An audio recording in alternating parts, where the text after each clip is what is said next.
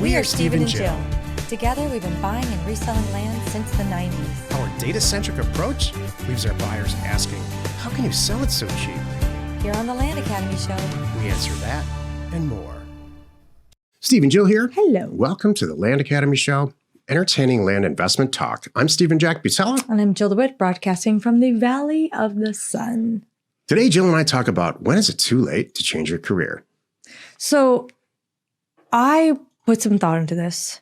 We've been talking about this for a while because people come to us at all different ages. We have people in their 60s, we have people in their 20s, and even teens, even middle school.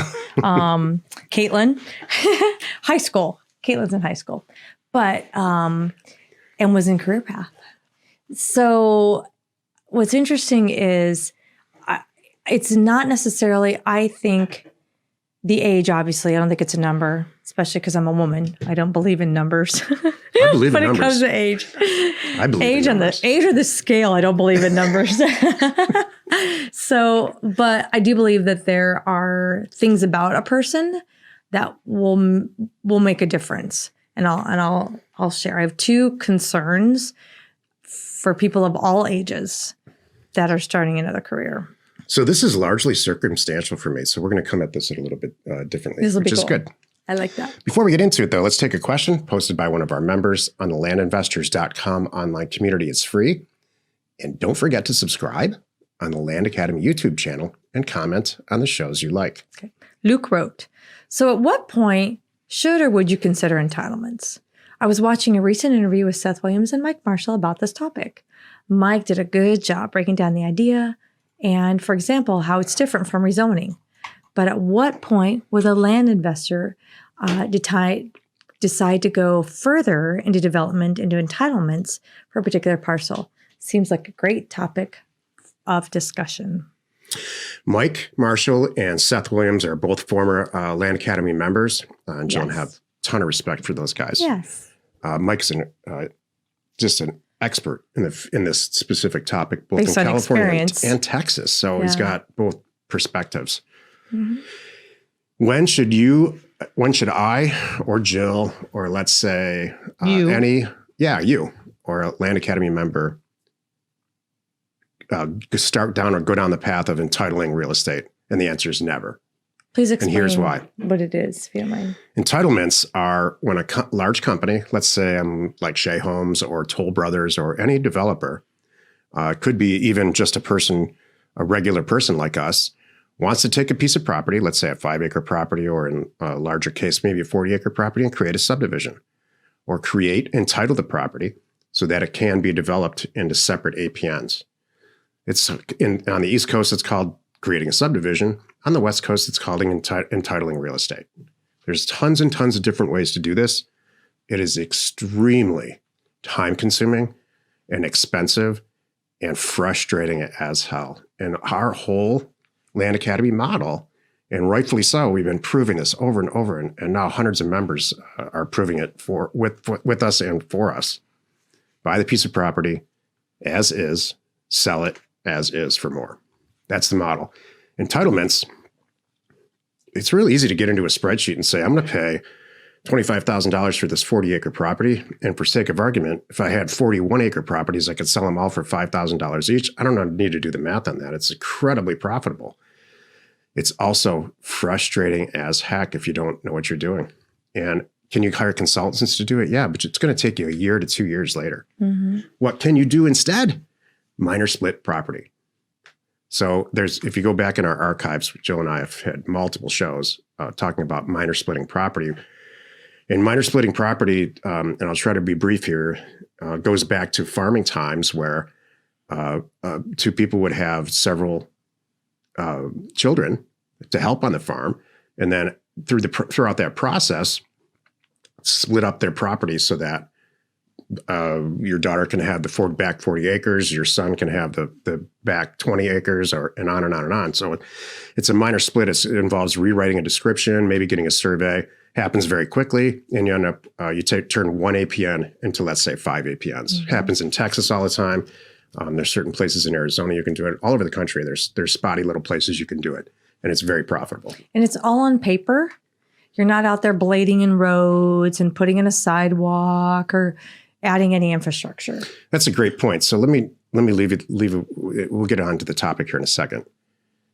Entitling property makes a lot of sense if you take it to the end. Entitling property, especially now, entitling property 30, 40, 50 years ago was very simple. You walk into the county, you say, here's a survey. I'm taking this 40-acre property. I'm going to make it into 60 lots. Here's where the streets go. Here's where the center park goes. And here's how we're going to do the utilities. Okay. And that's it. And all of a sudden you've got whatever, 30, 40, 50, 60 APNs. You can't do that anymore. They want to know that you're going to finish it. The county wants to know. And I think that's not bad. You know, who wants unfinished subdivisions? There's tons and tons of what they're called zombie subdivisions now because of this over entitlement during those times. So when you finish it, it really makes complete financial sense. You take a piece of raw farm acreage, turn it into a ton of lots, and then build some houses on it and resell it. But who's going to do that? That's just not what we do. So Mike Marshall, bless his heart, is very bright on this topic, but it's very academic. It's just not realistic. Today's topic: when is it too late to change your career? It's the meat of the show. Who do you want to go first?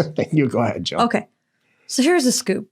You know, like I said, we have a lot of people coming to us at a lot of different ages, and they're like, and they may have had three, not only one past career and one past life, if you will, but they may have had multiple, and they're here now. Sometimes people are full. We have a lot of people too that are full and retired and happy but bored, and then they're like, I could be making some more money and having some fun. I could flip some property.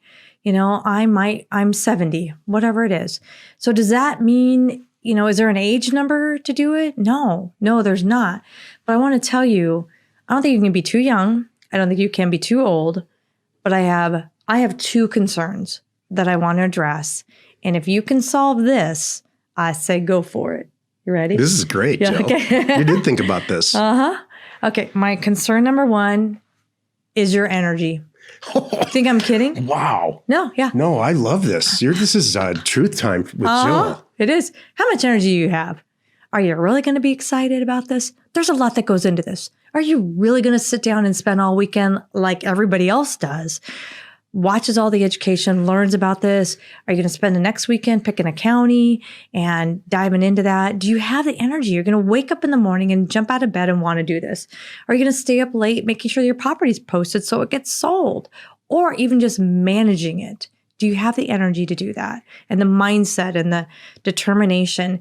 Because there's some people that are like, they are 75, 80, and they're like, I'm not done. They don't look at, it's amazing how many actors we see too. I'm like, that's one of the things like in that profession, I'm like, wow, he's 80. He's look at what's her face on Frankie and Grace. I'm like, she's remembering her lines. How much work goes into this? Jane Fonda. Yeah. She's in her 90s. I know.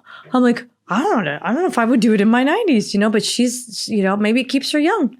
So maybe this will keep you young. But I want to make sure you think about this stuff because it's a commitment.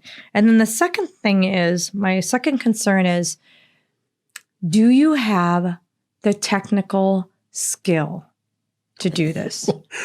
It is truth time. Yes, it is. If you are handing your cell phone to your grandchild saying, I don't know how to mute this call, we need to talk about that. And it's not like you can't do it, but I need you to get yourself there. I want you to take some Excel courses. If you're struggling, it might be hard. It's true. So it's not age again. You might be great at it, and it might take you longer too. I don't care if it takes you longer, but I need you to get there.